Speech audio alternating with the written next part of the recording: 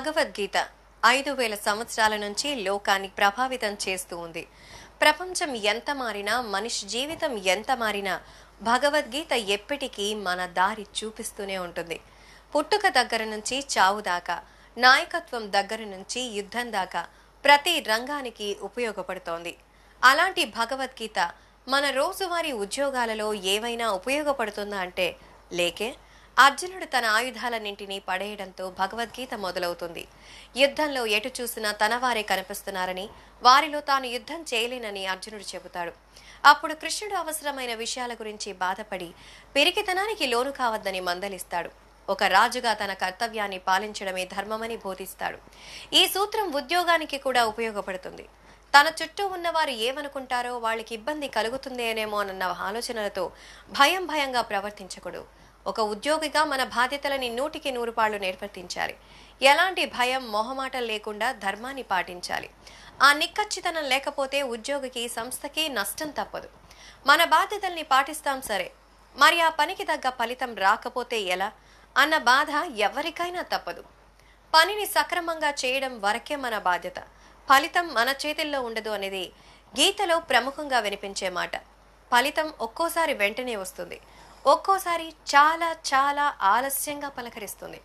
మన వైపు నుంచి ఎలాంటి లోపం లేకుండా 100కి 100 పాళ్ళు ప్రయత్నిస్తే ఎప్పటికైనా విజయం తప్పదు.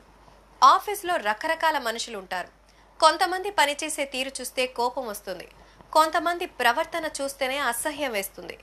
ఆఫీస్లో అందరి ప్రవర్తనని గమనిస్తూ ఉండాల్సిందే, కానీ అది మన ఆలోచన తీరుని ప్రభావితం చేయకూడదు అనేదే గీత చెప్తున్న మాట. భగవద్గీత 2వ అధ్యాయంలోనే కృష్ణుడు కోపం వల్ల, ద్వేషం వల్ల సరైన నిర్ణయాలు తీసుకోలేమని చెప్పుకొస్తాడు. భగవద్గీతలోని ప్రతి అధ్యాయంలోనూ శరీరం శాశ్వతం కాదు, ఆత్మ ఒక్కటే శాశ్వతం అన్న మాట వినిపిస్తుంది. ఈ మాట నుంచి 2 విషయాలు నేర్చుకోవాలంటున్నారు. డబ్బు, హోదా లాంటి తాత్కాలికమైన ప్రలోభాలకి లొంగిపోకూడదనేది మొదటి విషయం. ఎలాంటి మార్పునైనా ఎదుర్కొనేందుకు సిద్ధంగా ఉండాలనేది రెండవది. భగవద్గీతలో జ్ఞానానికి చాలా ప్రాముఖ్యత. అది మనం పెంచుకునేదైనా కావచ్చు, ఇతరుల నుంచి నేర్చుకునేదైనా కావచ్చు. చదువుతో, పరిశీలనతో గురువులని కలవడంలో వీలైనంత జ్ఞానాన్ని పొందాలని చెబుతాడు కృష్ణుడు.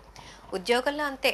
చేసే పని గురించి అవగాహన సాధిస్తే ఎలాంటి లక్ష్యాన్నైనా చేరుకోగలం. అటాచ్మెంట్ విత్ డిటాచ్మెంట్ అనే సూత్రం భగవద్గీతలో మనకు కనిపిస్తుంది. 100కి 100% మనసు పెట్టి పని చేయాలి, కానీ పని పూర్తయిన తర్వాత ఇక దాని గురించి ఆలోచించకూడదు.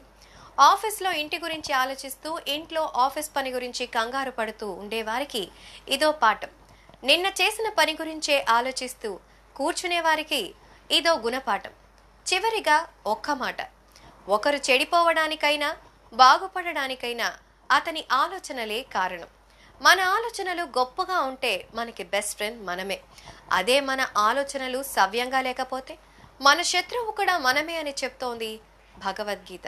కనుక ఈ 7 సూత్రాలు మీరు పాటించండి. మేము చేసే వీడియోస్ మీ మొబైల్కి నోటిఫికేషన్గా రావాలంటే మా ఛానల్ని సబ్స్క్రైబ్ చేసుకొని పక్కనే ఉన్న బెల్ ఐకాన్ని యాక్టివేట్ చేసుకోండి.